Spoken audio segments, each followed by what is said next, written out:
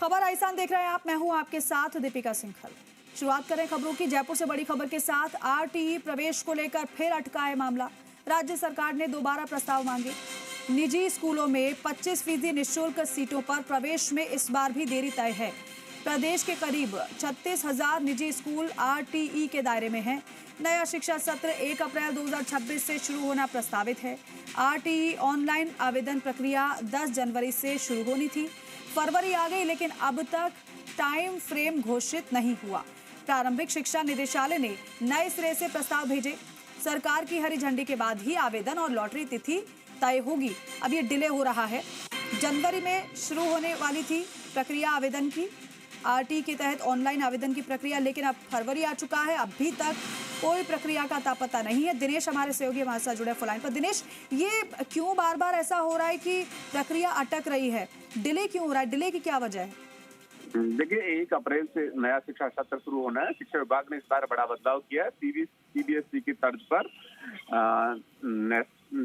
NEP के तहत ये बदलाव किया गया है। एनईपी के तहत, नेशनल एजुकेशन पॉलिसी के तहत इस बार 1 अप्रैल से शिक्षा सत्र शुरू किया जाना है, जिसके चलते आरटी के जो एडमिशन है वो भी 1 अप्रैल से होने थे और उसके लिए टाइम फ्रेम 10 जनवरी से शुरू होना था। लॉटरी होनी थी 1 अप्रैल से पहले, लॉटरी होनी थी और उससे पहले जो है एक पूरा लॉटरी की प्रक्रिया का जो आवेदन प्रक्रिया वो सारा कार्य होना था, लेकिन अभी तक राज्य सरकार से मंजूरी नहीं मिली, जिसके चलते आरटी के जो प्रवेश का टाइम फ्रेम है वो पूरा अटका पड़ा है। अब शिक्षा विभाग ने एक बार फिर से प्रस्ताव भेजे। प्रारंभिक शिक्षा निदेशक सीताराम जाट ने बीकानेर से ये फिर से प्रस्ताव भिजवाए और राज्य सरकार से मंजूरी मिलने के बाद ही टाइम फ्रेम जारी होगा।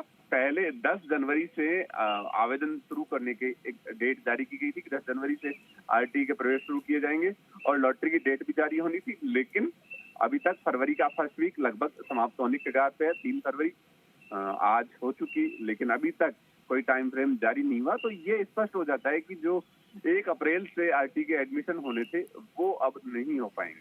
लेकिन दिनेश, कब तक टाइम फ्रेम जारी हो सकता है? इसकी कोई अनुमान लगाया जा सकता है क्या? देखिए, एक बार फिर से शिक्षा विभाग ने सरकार को प्रस्ताव भेजा है, तो अब सरकार से मंजूरी मिलने के बाद ही, राज्य सरकार से मंजूरी मिलने के बाद ही टाइम फ्रेम जारी होगा। ठीक है। जब तक सरकार से मंजूरी नहीं मिलती पूरा मामला पाइपलाइन। ठीक है, यानी कि मंजूरी का भी इंतजार करना होगा। बहुत शुक्रिया आपका जानकारी के लिए।